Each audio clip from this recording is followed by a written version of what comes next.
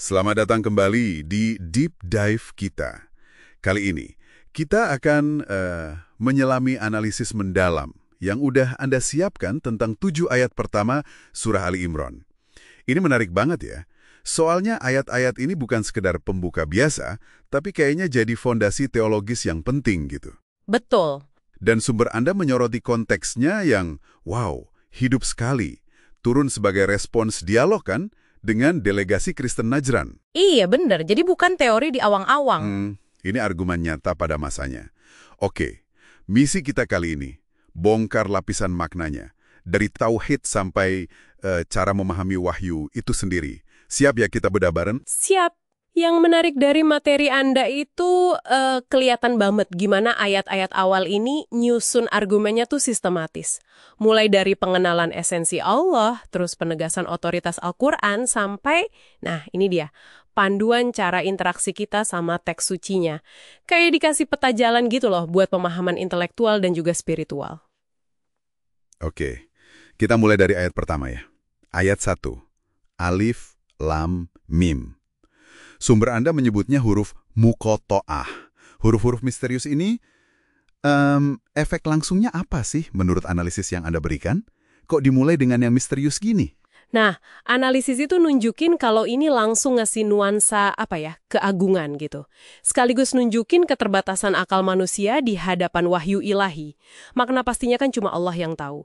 Jadi kayak pengingat di awal, ada misteri loh dalam ajarannya. Menarik. Oke, lanjut ke ayat 2.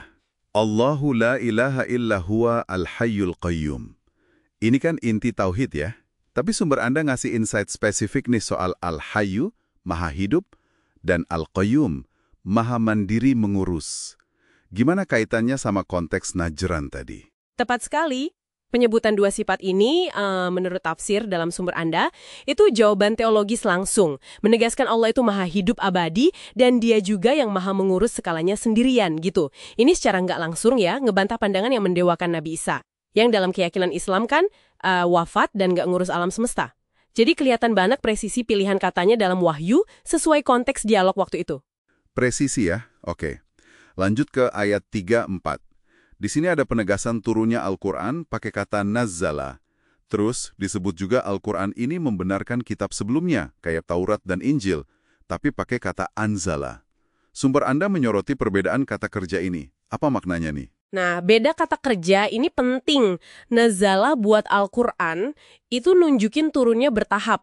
Oh, bertahap. Iya, responsif gitu terhadap kejadian selama 23 tahun. Sementara anzala buat kitab lain itu lebih ke turun sekaligus. Jadi ini ngegarisbawahi sifat Al-Quran yang dinamis dan kontekstual turunnya. Ayat ini juga ngenalin istilah Al-Furqan, sang pembeda. Nah, Al-Furqan ini kan biasanya kita pahami sebagai Al-Quran itu sendiri ya, tapi ada tafsir menarik nih di materi Anda. Benar, ada satu pandangan yang dikutip dari Ibnu Jarir di sumber Anda, yang nyebut Al-Furqan itu bisa juga ngerujuk ke kapasitas akal sehat, reason, yang Allah kasih ke manusia. Jadi seolah-olah kita dikasih dua alat pembeda, wahyu yaitu Al-Quran, dan akal sehat. Idealnya sih dua-duanya jalan bareng, selaras gitu. Wah, wahyu dan akal ya? Oke. Nyambung dari gagasan kekuasaan Allah tadi, sumber Anda terus menyoroti ayat 5-6. Ini negasin lagi kemahatahuan dan kemahakuasaan Allah yang absolut. Bahkan sampai detail penciptaan kita di rahim. Gimana ayat ini nguatin argumen sebelumnya? Ayat 5-6 ini, terutama pas nyebut penciptaan dalam rahim itu ya, kayak jadi bukti nyapa dari sifat Al-Qayyum yang disebut di ayat 2 tadi. Logikanya, kalau Allah aja berkuasa atas awal mula kita ada, yang paling intim gitu kan, ya pasti dia berkuasa atas segalanya. Jadi ini makin ngukuhin fondasi keyakinan kita akan kemutlakan kuasanya. Mantap. Dan kita sampai di ayat 7. Ini disebut sumber Anda sebagai ayat kunci soal metodologi. Ayat ini ngenalin pembagian ayat Al-Quran. Bisa dijelasin lagi? Betul, ini fundamental banget. Ayat ini ngebagi isi Al-Quran jadi dua jenis, Muhkam dan mutasyabih. Muhkam itu ayat-ayat yang jelas, lugas maknanya, jadi pokok ajaran umum Alkitab, landasan akidah sama hukum. Gampang dipahami lah intinya.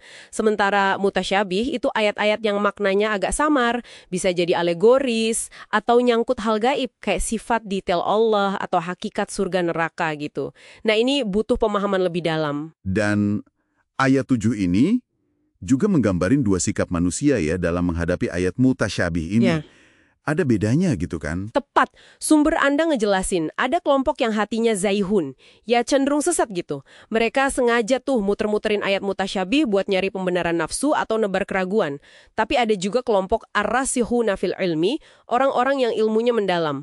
Nah mereka ini ngimanin semua ayat, baik yang muhkam maupun mutasyabih, sadar kalau semuanya dari Allah. Sumber Anda juga nyebut ada diskusi ulama soal tafwidh sama takwil terkait makna mutasyabih.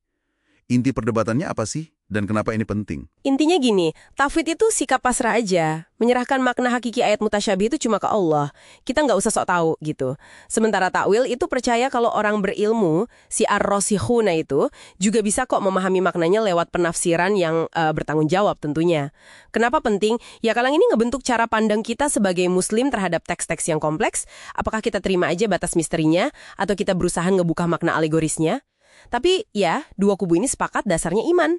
Keberadaan mutasyabih sendiri kata sumber Anda ada hikmahnya. Ujian iman, pendorong buat belajar lebih dalam, dan pengingat kalau akal kita terbatas. Jadi kalau dirangkum nih, pelajaran utama dari 7 ayat ini buat Anda apa? Analisis Anda nunjukin fondasi tauhid yang kuat, Al-Hayyul Qayyum, terus pentingnya kita rendah hati secara intelektual pas ketemu ayat mutasyabih, dan juga arahan buat selalu pegang yang muhkam, yang jelas, sebagai panduan utama. Jadi bukan cuma tahu ada ayat jelas dan samar, tapi sikap kita itu loh yang jadi ujian iman dan kerendahan hati. Iya, bener banget. Dan ini relevan juga buat cara kita belajar atau ngajar agama loh. Mulailah dari yang muhkam dulu, yang fundamental, baru deh nyelam ke mutasyabih yang kompleks. Biar pemahamannya kokoh, nggak gampang bingung atau kesasar. Sekaligus jadi pengingat juga buat kita semua, para pencari ilmu, tentang tanggung jawab buat mendalami pengetahuan secara benar. Luar biasa ya, cuma 7 ayat pendek, tapi ngebentangin spektrum yang luas banget.